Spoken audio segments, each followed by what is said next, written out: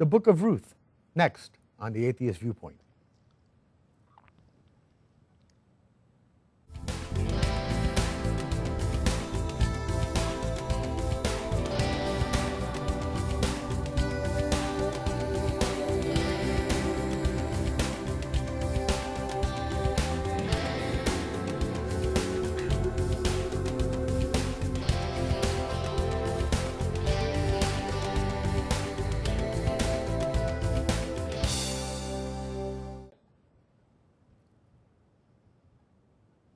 Hello and welcome to another edition of the Atheist Viewpoint. I'm your co-host, Ron Barrier. And I'm Dennis Horvitz. And we're here today, brought to you by American Atheists. You can check out our website at www.atheist.org. Today's program, I decided, and we decided to start off with a little letter that was sent to us by a young 14-year-old young lady named Ruth. Who stated that I am an agnostic atheist and am writing to you because I need help. I'm very sick and tired of people laughing at me at school because I'm an atheist. I have gotten into fights with my parents about me being an atheist. I was wondering if you could give me some advice on what to do to be accepted a little better. I think your cause is wonderful and I wish everyone would be atheists. I also want to share this paper I wrote for creative writing class last year.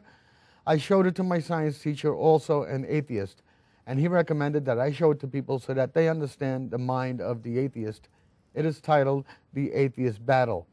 Now, without getting into the paper, essentially, Dennis, what she does is she writes an example of joining a club that believes that all the students are surrounded by invisible jewels, and that all the people the who's who in school are members, and to be part of this group is to be part of the in crowd.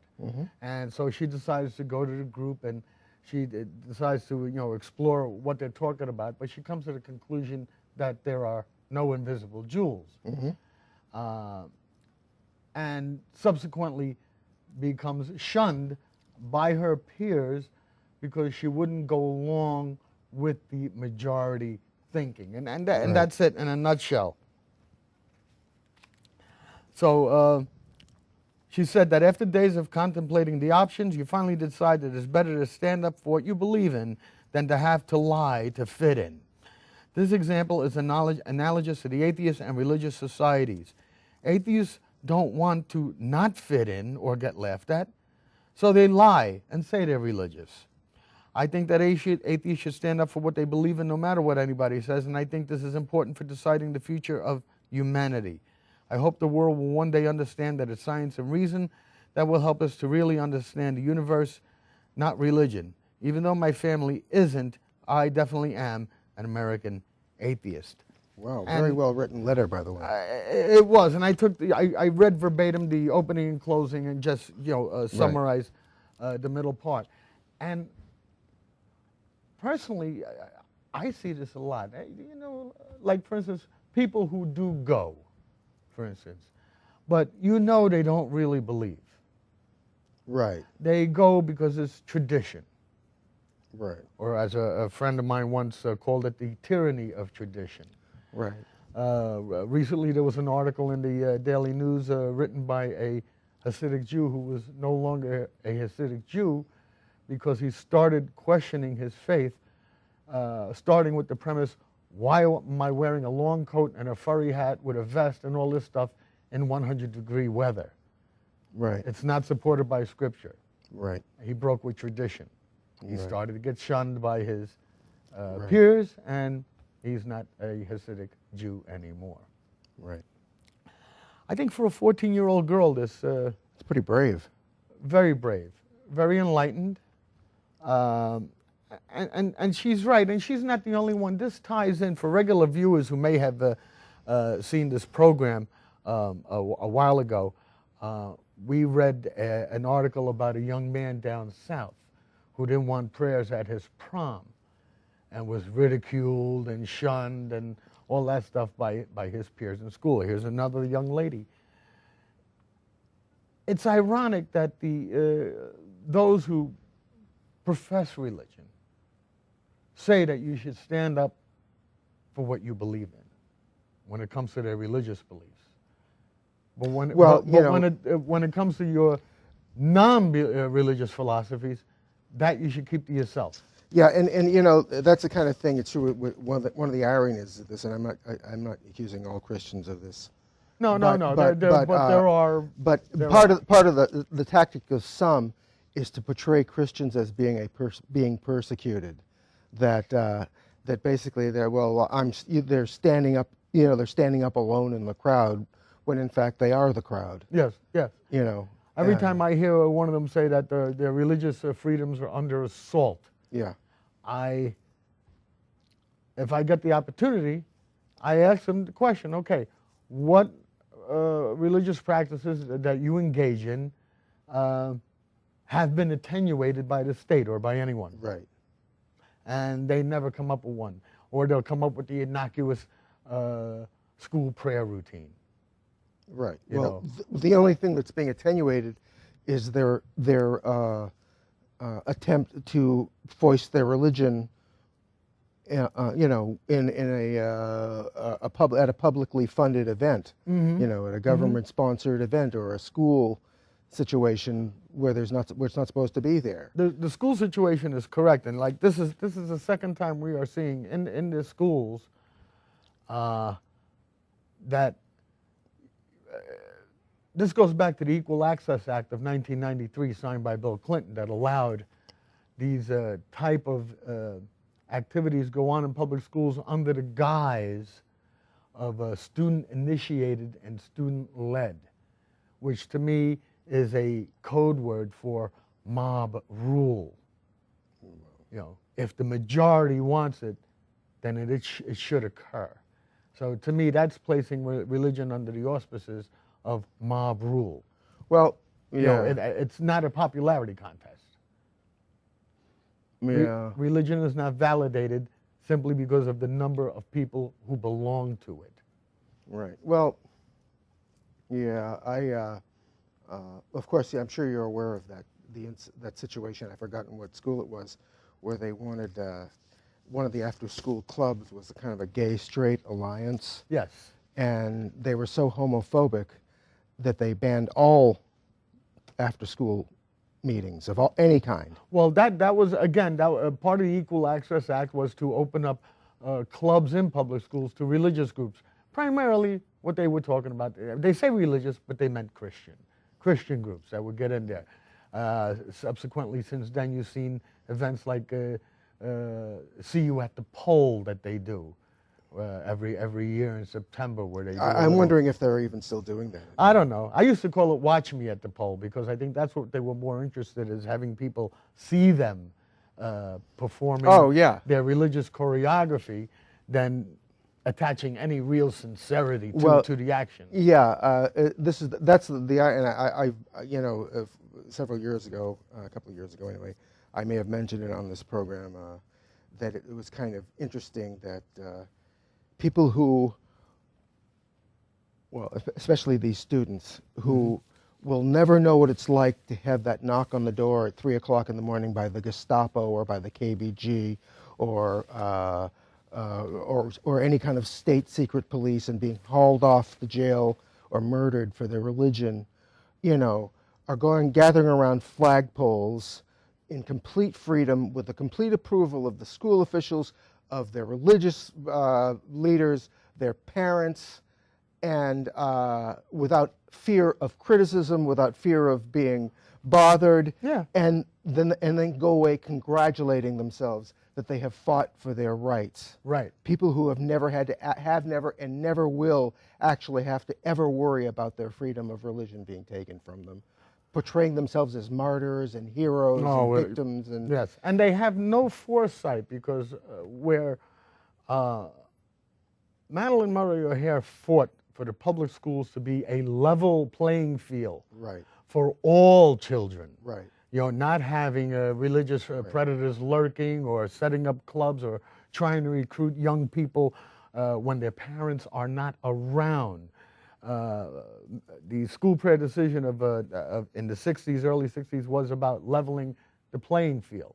The Equal Access Act unleveled that playing field, and those who fought for that have no foresight, because now what we're seeing is that as the religious demographic changes, and we're seeing the rise of Islam, and especially in the big cities with the public schools.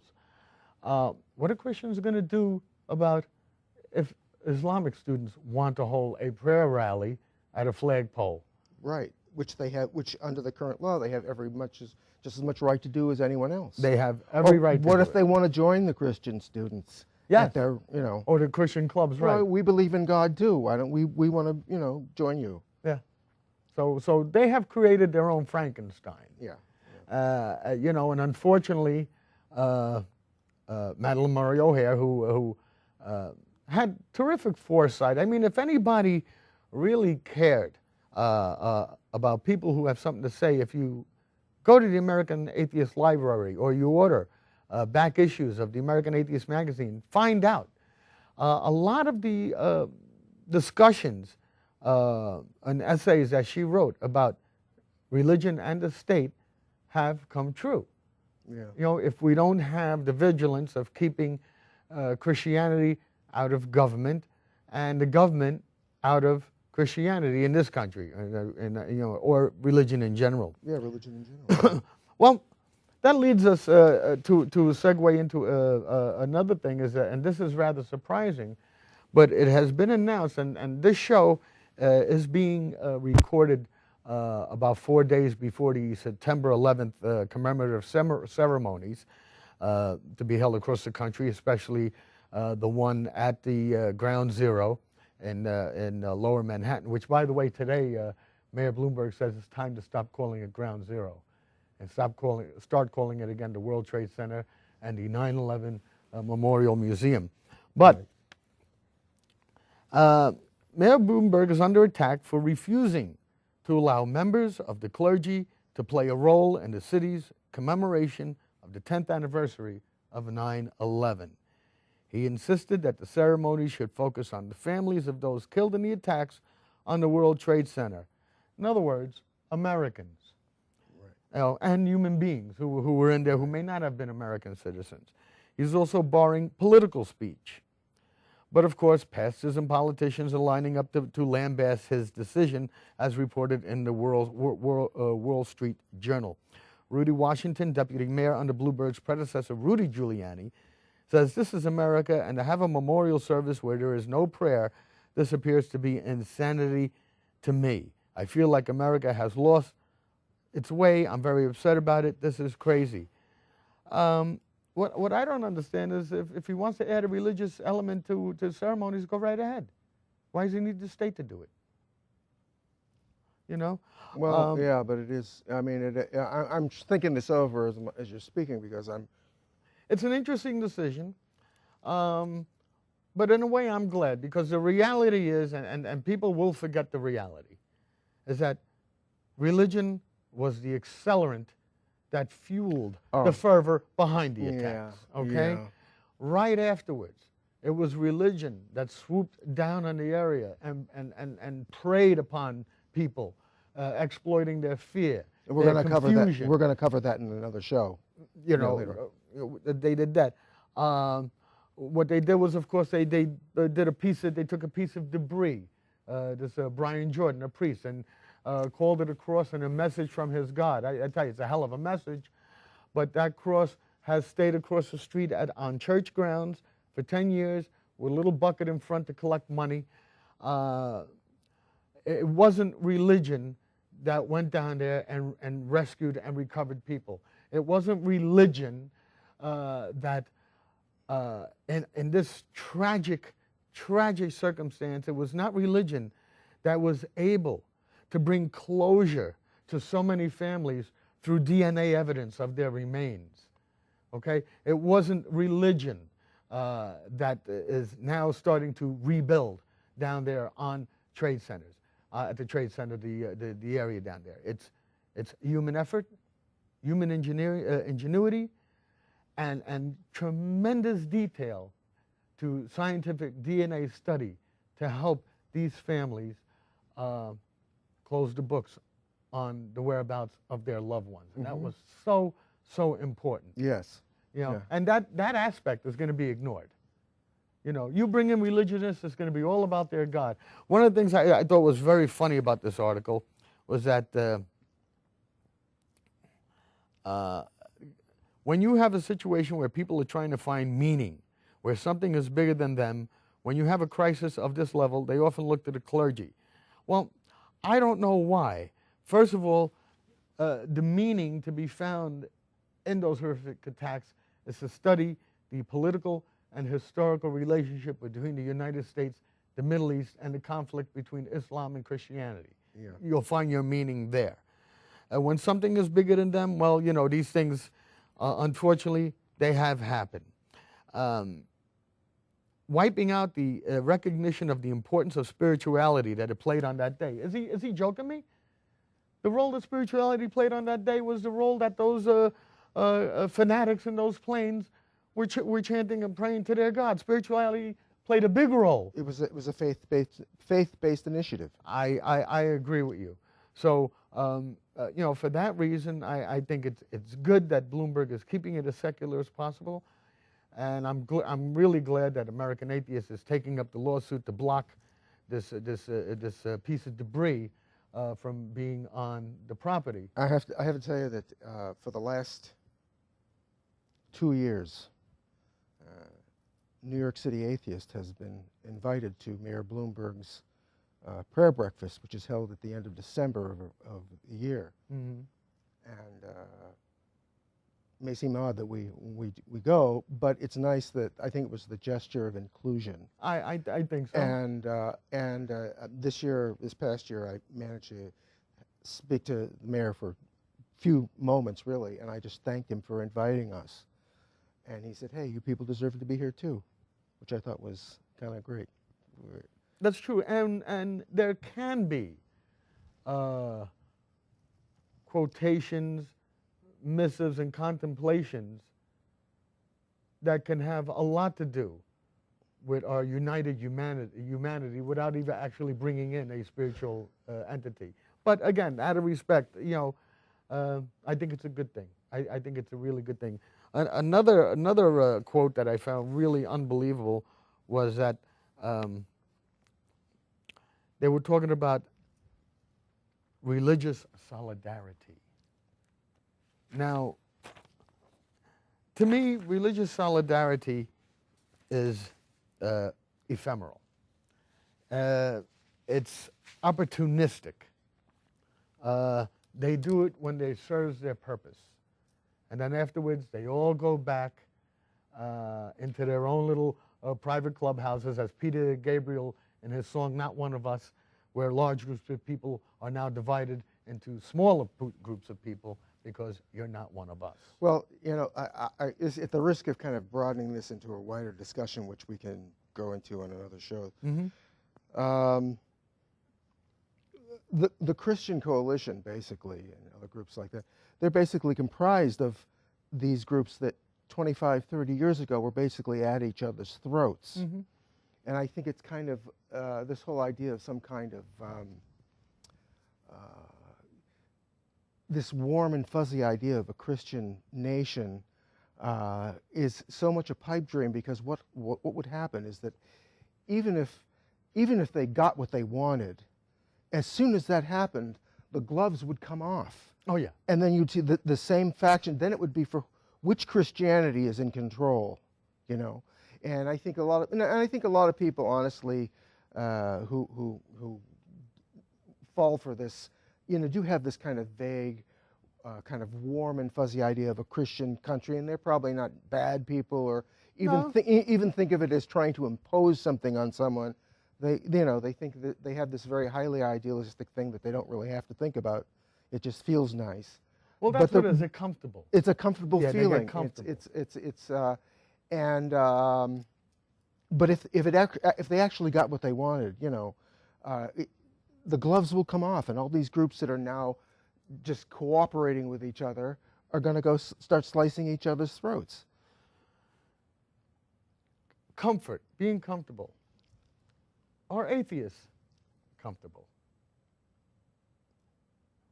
My initial reaction would be no, because we're always trying to stir the intellectual pot a little bit.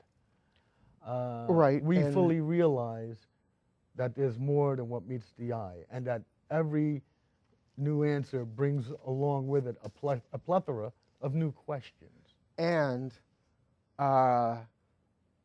atheists tend not to walk in lockstep. You know, they always there's certain especially fundamentalists, certain fundamentalist Christians try to portray atheism as some kind of religion, which of course it's not. No. And the idea that atheists all walk in lockstep is laughable, because I can tell you, I host, you know, in New York, I host New York City Atheists Live on Tape, and I can tell you that What channel is that on in Manhattan? that would be, I think, And when does it air? it's well, it's at the same channel as this one is. This is on I think we're on in New York City. I think we're on channel 67. But the dates and times change. Anybody who has cable TV in New York is going to get a cable guide anyway, so it will show the right times. Okay. But But this is unique to Manhattan, your program. yes, Oh, okay. yes. Although we are on the internet, just like Atheist Viewpoint. Oh, okay. But I can, as far as being in lockstep, I can tell you, having hosting this show, that the atheists don't let anybody get away with anything, especially other atheists. Oh, yeah. You know, I mean, if I make a misstatement, you know, I get shouted right at from the audience, and it's like, people, this is like trying to do a television show. but you know, better that. You know, Right. wild and woolly, and the idea that you know, that atheists just are kind of like one monolithic group of people is patently absurd. I think really the only thing we share is that the concept of supernaturalism has no basis. No bearing, right? No basis. That's it. Other than that, everything is wide open. Well, that's why, and I'm sure you've heard, and people you've heard me on other shows, call atheism a philosophical template, because it is not a philosophy in and of itself, but it gives you the ability. It's more. It's a philosophical position. All right, I call it a template where now you can fill in with other things. Right. Well, but Okay. I mean, as opposed to, it's not a scientific position. No, It's a philosophical position. but scientific research has done nothing to undermine our position. No, that you know, the supernaturalism has no basis in reality. right. It's not even considered. It's Yeah. not important to consider. It's not appropriate to consider it at all. Now, if science discovers some sort of element that we could possibly classify in that area, then it would be to me that would be something to look at.